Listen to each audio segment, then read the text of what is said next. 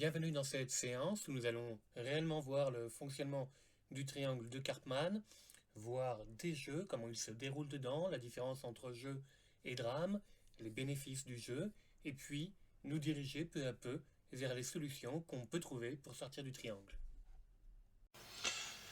Il me semblait aussi important, avant de commencer à voir véritablement comment on joue dans le triangle de Karpman, de revenir sur un point sur lequel Karpman insiste, et le fait que nous sommes toujours, ou le plus souvent, en train de jouer les trois rôles en même temps. Lorsque je me mets dans un rôle de sauveur vis-à-vis d'une victime, je suis déjà dans ce rôle de sauveur. Il est probable que l'inaction de la victime me pousse à un moment donné à prendre une position qui soit une position de persécuteur, lui disant des choses comme « de toute façon, tu n'écoutes jamais rien, tu fais jamais rien correctement, bouge-toi », des choses assez, là, avec un changement de ton et un changement de posture qui fait que je passe à ce moment-là en position de persécuteur. Et éventuellement, selon le mouvement de la personne qui sera en face de moi ou dans la même phrase, je peux aussi être passé en victime. Exemple. J'essaye d'aider. Oui, est-ce que tu veux que je t'aide sur telle tâche? Sauveur. Oui, mais il faut que tu mettes aussi du tien, en fait, à un moment donné. Persécuteur. De toute façon, personne ne m'écoute jamais dans cette entreprise. Victime. Vous voyez, ces trois bouts-là pourraient être mis bout à bout dans un discours un peu plus articulé, bien sûr, quelque chose d'un peu plus joué, d'un peu plus réaliste, mais on voit bien comment les trois peuvent s'emboîter. De la même façon, il est possible que je sois dans mon entreprise ou dans mon milieu de vie sauveur à un instant donné avec une personne et tout de suite que je me retourne vers une autre et que je passe dans un autre rôle. Et enfin, pour Karpman, on y reviendra sans doute aussi, on joue les trois rôles à l'intérieur. C'est-à-dire que, au niveau psychologique, au niveau interne, nous avons aussi des petites voix qui sont articulées autour de ces trois rôles à l'intérieur de notre tête. Une petite voix qui intervient en mode sauveur, une petite voix qui intervient en mode persécuteur, une petite voix qui intervient en mode victime. Voilà. Ceci étant dit, on arrive dans comment, dans le triangle de Karpman, on se met à jouer. Nous allons donc commencer par le rôle de persécuteur. Et sur ce rôle de persécuteur, la première chose que nous pouvons voir, c'est cette notion de croyance qui nous ramène aussi à ce que peuvent être les croyances dans la programmation neurolinguistique. C'est intéressant de voir que ces rôles, quand on est dans ce rôle, quand une personne est dans ce rôle, il adopte un certain nombre de croyances qui vont emmener son comportement et que, de fait, on peut travailler sur ces croyances pour amener un changement de comportement en se référant donc à la pyramide de Diels. Les croyances qui habitent le persécuteur, la personne le persécuteur, sont nécessairement en lien avec sa position de vie, ce qui apparaît aussi assez logique. Donc on a la position de vie qui amène un certain nombre de croyances et c'est aussi intéressant de repérer l'importance de la position de vie dans les rôles qu'on est amené à occuper. Donc le persécuteur a une image positive de lui-même, une image positive de sa valeur, de sa dignité, et à l'inverse, à contrario, il a une perception négative, une perception dégradée de ce que peuvent valoir les autres et de ce qu'ils peuvent être amenés à être de leur valeur intrinsèque, de la valeur de leur vie, ce qui amène l'analyse transactionnelle à dire que le persécuteur méconnaît la dignité des autres, méconnaît la qualité de leur vie, méconnaît la valeur de la vie humaine, et on peut ici aussi se référer à la notion de degré qu'on a dans les jeux. Un persécuteur au premier degré aura un comportement de persécuteur acceptable socialement, acceptable dans l'environnement dans lequel il vit, dont il pourra parler, qui ne lui portera pas préjudice. Au deuxième degré, le rôle de persécuteur sera gênant dans sa vie, sera gênant dans son environnement, lui apportera une image négative.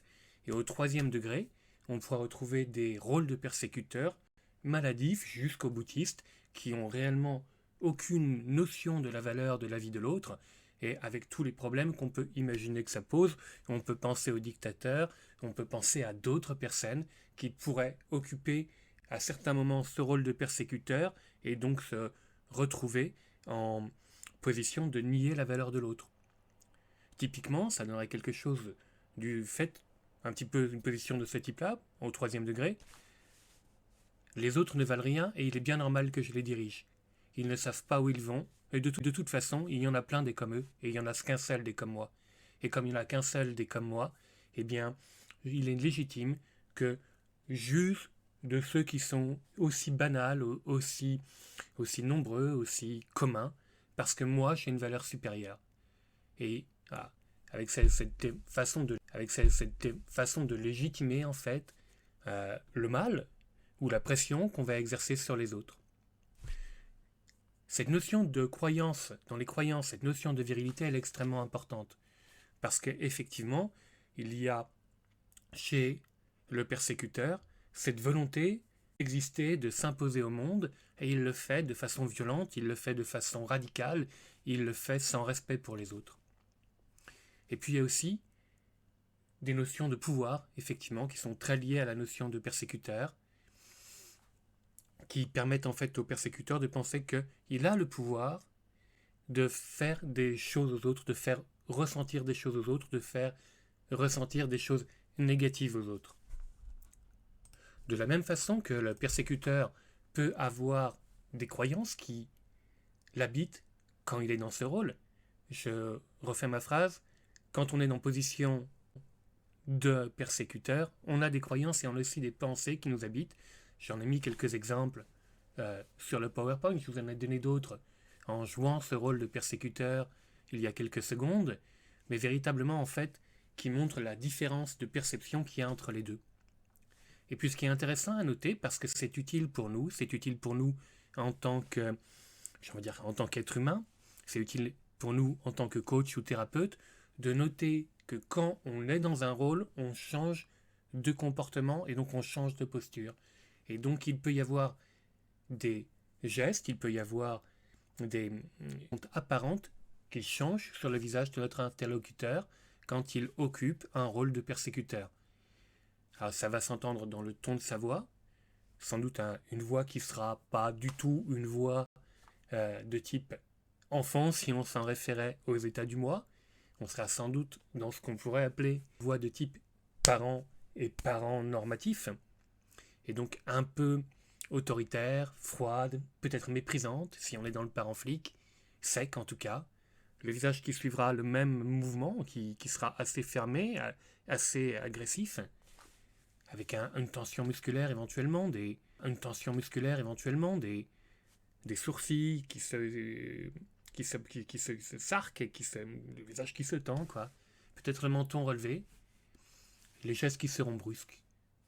Il est important néanmoins d'être prudent sur cette analyse de la posture, quand elle va avec les autres éléments. Je veux dire, il faut que la posture soit concordante avec un discours, un vocabulaire, une intention qu'on va reconnaître à travers finalement le vocabulaire et le ton qui est employé. Et il faut que si tout ça est congruent, on peut effectivement se dire que la personne est bien dans un rôle de persécuteur. Je mets juste légèrement en garde parce qu'il y a quelque chose qui pourrait être de l'ordre de la lecture de pensée. C'est-à-dire qu'un ton condescendant ou cassant n'est pas forcément le même pour vous que pour moi. Il n'est pas forcément dans ma carte du monde que dans la vôtre. Et vous pouvez avoir l'impression que mon ton est condescendant ou méprisant, alors qu'en fait, de mon opinion à moi, il ne l'est pas, ou qu'en écoutant une même personne, vous me diriez qu'il est méprisant, et moi je vous dirais qu'il ne l'est pas. Donc ce sont des indications, la posture est indicative, elle permet de renforcer l'analyse, mais elle va en complément finalement, c'est un faisceau de preuves. Il faut voir tout ça comme un faisceau de preuves. Donc questionner la personne, analyser, prendre en compte ce qu'elle dit réellement, comment, et se demander si effectivement elle occupe un rôle dans le triangle de Karpman Et dans ce cas-là, seulement, se dire, d'accord, il semblerait qu'il soit dans un rôle de persécuteur. Je vous propose ici de voir comment pourrait s'organiser un jeu dans un premier temps, à travers un exemple que je vais vous donner, et de vous montrer ce qui en ferait un drame. Quand Cartman parle de drame, il n'emploie pas forcément ce mot-là comme étant quelque chose de plus grave que le jeu, il l'emploie comme ayant une caractéristique différente. Drame, dans le sens où il va y avoir quelque chose de plus théâtral, quelque chose de plus mis en scène que dans le jeu, il va y avoir quelque chose en plus en vérité. Ça ne veut pas forcément dire non plus qu'il est plus grave, on verra pour autant qu'il implique quand même un fonctionnement qui peut être différent et des répercussions qui peuvent être différentes. C'est donc deux natures de façon de jouer. On peut jouer à un jeu simple, on peut jouer à un drame, et on peut tous les deux les modéliser à travers le triangle de Karpman. Dans le jeu que je vais vous proposer, je vais vous demander en imagination de venir avec moi dans le métro. Et dans ce métro, il y a un SDF qui est devant les tourniquets, pas très loin dans le couloir, et qui, en demandant de l'argent, ralentit la circulation. Le chat, dans ce jeu-là, sera le persécuteur. Il arrive devant le SDF et il dit quelque chose comme non mais vous pouvez pas faire la manche autre part, il y en a qui essayent de travailler ici. Je veux dire, si vous avez rien à faire, mettez-vous dans un coin, asseyez-vous, mais emmerdez pas tout le monde comme ça si vous voulez. Hein, s'il vous plaît. Le SDF, dans une position de victime. Désolé monsieur, je voulais pas vous gêner. Un témoin de la scène. Non mais, monsieur, monsieur le SDF, je vais vous aider. Et puis vous avez le droit en fait d'exister aussi. Vous avez le droit de demander de l'argent, vous avez le droit de demander de l'aide. Vous laissez pas faire. Je suis avec vous. Je suis avec vous. Allez, on, on va, remettez-vous au milieu et vous inquiétez pas. Chacun, dans cette version, a répondu à l'attrape-nigo. Le persécuteur en émet un réel sur le point faible du SDF qui se met en position de victime. Quand le SDF prononce les mots qui sont la reconnaissance de son rôle de victime, de sa position de victime, cela constitue une accroche sur le point faible du sauveur qui immédiatement va intervenir.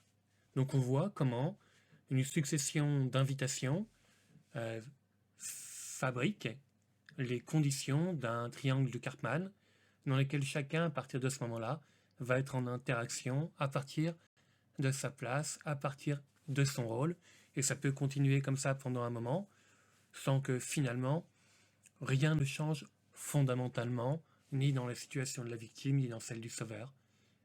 Dans ce jeu, ça pourrait se terminer sur un match nul, dans lequel le persécuteur poursuit sa route, en maugrant et en attaquant le sauveur en partant, mais que le sauveur ne morde pas forcément à cet hameçon-là, et du coup, qu'il n'y ait pas de jeu qui se reproduise entre le persécuteur et le sauveur. Donc ça pourrait se terminer d'une façon relativement simple et calme.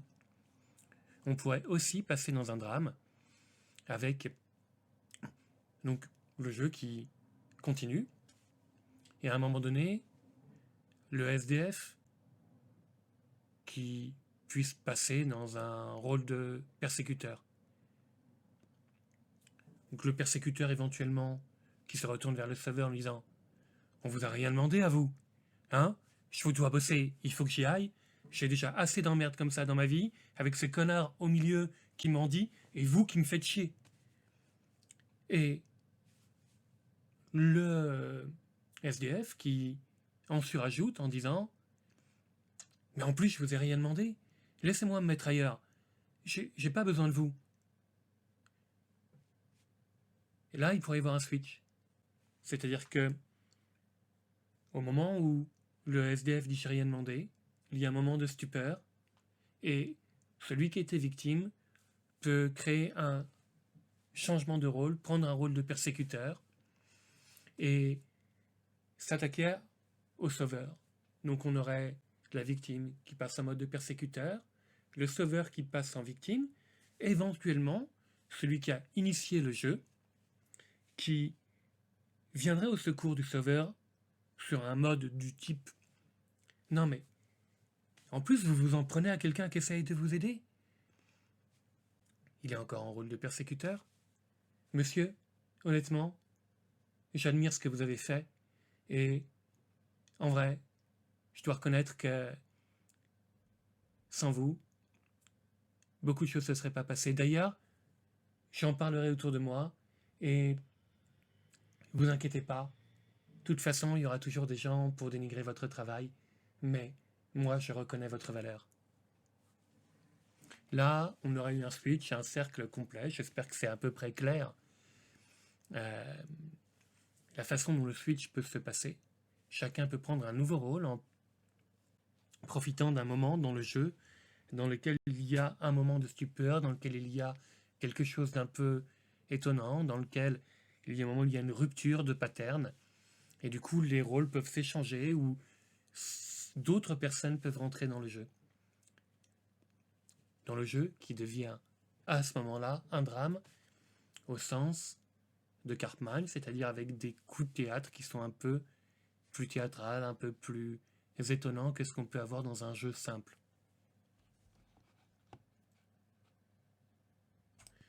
Si on voulait voir dans un autre type de jeu comment ça pourrait se dérouler, on pourrait repartir sur un jeu du type Ouimet, parce que, encore une fois, ils ont cette qualité d'être relativement simple à modéliser, et donc d'être relativement simple à comprendre de la même façon. Le chat. Bon, là, je vais pas réussir à enregistrer mon match de foot. Honnêtement, ma connexion est une merde, mais totalement. L'interlocuteur. Qu'est-ce qui se passe? Ah, je sais pas, ça passe son temps à se déconnecter, j'ai l'impression d'être revenu à ADSL. L'interlocuteur. Est-ce que t'as redémarré ton modem? Le chat. Oui, mais ça continue à merder en fait. Est-ce que t'as vérifié que ton ordinateur était pas plein de virus? Mais j'ai un antivirus qui est absolument parfait, ça doit pas être ça.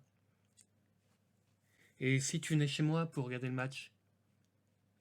Non, mais tu comprends, je vais pas avoir le temps de me déplacer en fait. On pourrait aller le voir au bar à côté de chez toi. Alors oui, mais non, j'aime pas quand il y a du monde et puis la foule, ça me fait toujours un peu peur. Bon, écoute, je sais pas quoi faire pour toi. Et qui t'a demandé de faire quelque chose pour moi? Je veux dire, mais je t'ai demandé de faire quelque chose pour moi? L'interlocuteur. Excuse-moi, je sais pas ce qui m'a pris. Le chat. Moi, je sais ce qui t'a pris. Tu crois vraiment toujours tout savoir sur tout. C'est ça ton problème. Mais je vais te le dire, en fait, tu ne sais rien. Et là, on voit comment, à partir d'une situation dans laquelle la personne qui demandait de l'aide invitait un sauveur, réussit un switch et passe en position persécuteur. Alors, j'espère que les choses sont plus claires pour vous. La formule de Cartman, je vais quand même l'expliciter réellement de façon à ce qu'elle ne reste pas une vague formule que vous voyez sur ce diaporama et que vous oubliez après. Donc, dans la formule de Cartman, AP sur AF correspond à l'accroche sur un point faible. On voit bien dans les exemples que j'ai donnés qu'il y a des réactions chez les personnes autour de nous qui correspondent à un point faible, à une valeur qui est hameçonnée et qui va les pousser à prendre une position dans le rôle de persécuteur, de sauveur ou de victime. Dans l'exemple que j'ai donné sur le SDF, le sauveur peut être accroché parce qu'il est touché sur sa valeur de justice sociale ou de prendre soin d'eux ou des choses comme ça. Mais il y a une accroche sur son point faible à lui qui le fait rentrer dans le jeu. donc qui entraîne une réaction qui est le R qui suit.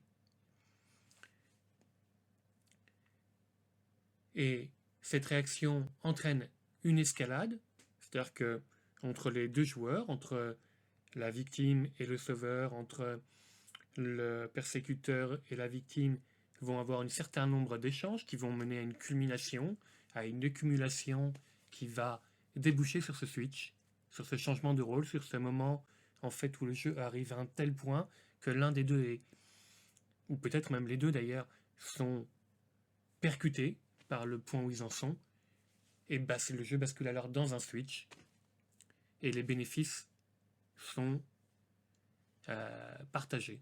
Les bénéfices finaux sont partagés entre les joueurs. On va revenir sur quels sont les bénéfices de jouer à un jeu, mais voilà un peu la structure du jeu et du drame chez Karpman et chez Berne. Alors pourquoi joue-t-on? Pourrait-on se demander quel est le bénéfice des jeux? Qu'est-ce qui fait qu'on se retrouve particulièrement dans ces jeux?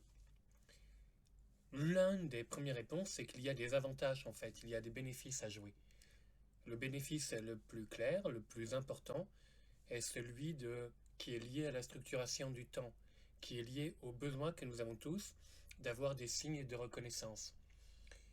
Le jeu, comme l'activité ou le passe-temps, permettent de structurer le temps et donc d'être dans des échanges de signes de reconnaissance, de strokes, qui va nourrir finalement sur un plan à la fois social interne ou psychologique interne même, et sur un sur un avantage biologique, sur un aspect biologique. On sait que biologiquement, on a besoin de ces signes de reconnaissance, on a besoin de caresses, qu'elles soient positives ou négatives. On en a besoin. On a besoin de positives ou de négatives, en se rappelant que, en fait, ce dont on a réellement besoin, c'est de signes de reconnaissance positifs, et qu'à défaut, on est prêt à accepter des signes de reconnaissance négatifs si on n'est pas suffisamment nourri de signes de reconnaissance positifs. Donc, premier avantage, c'est un mode de structuration du temps. Le deuxième avantage consiste en fait à ce que le jeu va permettre de valider, de vérifier un certain nombre de croyances. Il va permettre, par exemple, si je pense que je ne suis pas digne d'être aimé, ou si que je ne peux que être rejeté, de jouer à un jeu dans lequel la conséquence sera le fait que je sois rejeté. On pourrait penser à un Bottez-moi les fesses ou à d'autres jeux sur lesquels la personne qui joue correctement va valider le fait qu'il doit être rejeté, qu'il ne mérite que d'être rejeté. Donc c'est un avantage de valider le système de croyance. De la même façon, si je pense que tous les SDF sont des abuseurs et qu'ils n'ont aucune considération pour ceux qui travaillent, dans le jeu auquel je jouais tout à l'heure, je vais pouvoir le confirmer. D'une part, ce SDF est en plein milieu du chemin, il gêne tout le monde, et d'autre part, quand on le défend, il se permet en plus de s'attaquer à son défenseur, c'est vraiment qu'une merde. Je le savais bien que c'était un profiteur. Donc vous voyez, je peux valider mon système de croyance à travers le jeu qui se déroule et auquel je participe. Et c'est particulièrement important, parce qu'on va le revoir sur l'avantage suivant, mais nos systèmes cherchent toujours à retrouver l'équilibre. Le changement est quelque chose de menaçant, et du coup, si on était dans des structurations du temps parfaitement ouvertes, où tout était possible, eh bien, beaucoup de risques seraient pris de déséquilibres internes et externes, de déséquilibres psychologiques et sociaux pour moi. Donc c'est quelque chose le jeu qui me permet de jouer tout en étant sûr de ne pas être bousculé dans mon système. Enfin, le jeu permet d'éviter les situations contre-scénariques, c'est-à-dire qui vont contre mon scénario de vie, en sachant que à l'extérieur de ces scénarios, il peut y avoir par exemple des situations qui me rendent phobique. On l'avait vu avec le jeu Sans Toi, où Sans Toi me permettait d'éviter les situations dans lesquelles j'étais mal à l'aise, les situations dans lesquelles je devais affronter, sortir de ma zone de confort. Donc, ça nous permet effectivement d'éviter des situations qui sont menaçantes et d'éviter finalement d'aller voir de l'autre côté du miroir. Qu'est-ce qui se passerait si je ne jouais pas à mon jeu? Qu'est-ce qui se passerait si je lâchais ce jeu pour rentrer dans d'autres types de comportements? Pour ceux qui ont un peu étudié avec Palo Alto, en fait, tous les changements qui se produisent à l'intérieur du scénario ou du jeu sont des changements de type 1. On peut faire n'importe quel type de nouveauté tant qu'on reste dans le cadre du jeu ou dans le cadre du scénario. Il n'y a pas d'impact direct sur la vie. C'est très rassurant. Sortir du scénario, c'est un changement de niveau 2. C'est inventer de nouveaux coups. C'est trouver en dehors des 9 points la solution à notre problème. Et du coup, c'est beaucoup plus angoissant. Donc, le jeu et le scénario, le jeu, pardon, joue un rôle de protection du scénario, joue un rôle homéostatique par rapport au scénario, et le jeu plus le scénario permettent à une certaine forme de zone de confort de s'installer, même si dans cette zone de confort, il arrive qu'on souffre ou qu'on vive des situations qui soient désagréables. Au moins, on les connaît, et du coup, c'est rassurant de savoir qu'on ne prend pas plus de risques que les risques que l'on connaît déjà. Nous avons donc pu voir comment fonctionnait le triangle de Karpman, quelques exemples de jeux, bien sûr, on pourrait aller beaucoup plus loin, on pourrait développer d'autres analyses de jeux, on pourrait le faire ensemble un jour, si on a l'occasion de se faire un live ou de se voir en séance, analyser un jeu qui vous concerne ou un jeu dans le groupe. J'aimerais, à ce stade-là, rappeler qu'en fait, le triangle dramatique n'est pas le triangle que Karpman préfère. Il aurait aimé être connu pour un autre triangle qu'on va voir après, qu'on appelle triangle compassionnel. Difficile à dire, mais c'est ça en fait, compassionnel. Et j'aimerais, pour nous en fait, qui avons fait du coaching, qui a traînons dans les milieux du développement personnel, qu'on aille déjà tirer une petite patte vers ce pont entre l'analyse, entre le triangle dramatique et le triangle compassionnel. En PNL, on a souvent tendance à estimer que chaque intention en nous, chaque partie de nous, a une intention positive.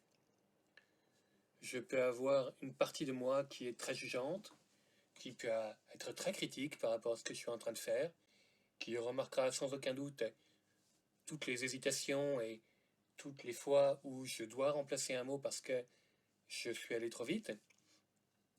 Cette partie-là, qui me critique, elle a une intention positive. Son intention positive est de me permettre de m'améliorer en prenant conscience de mes défauts. Si je la prends en tant que telle, de façon brute, elle est parfois particulièrement cruelle et persécutrice. Ces trois rôles, on peut faire de la même façon une recherche de leur intention positive. Et vous pouvez aussi le faire peut-être pour vous-même, s'il vous arrive ou si vous avez repéré des moments dans votre journée, dans votre année, dans votre mois, dans votre semaine, où vous avez occupé un des rôles. Vous vous demandez quelle était l'intention positive que votre rôle avait, que vous, dans votre rôle, aviez. Vous demandez quelle valeur il défendait. Vous demandez quelle croyance il défendait. Vous demandez ce qu'il espérait qu'il se produise. Et cette recherche de l'intention positive, on la connaît bien sûr, encore une fois, à travers la programmation neuro-linguistique, mais elle va venir jouer un rôle particulièrement crucial ici, et on le verra par la suite.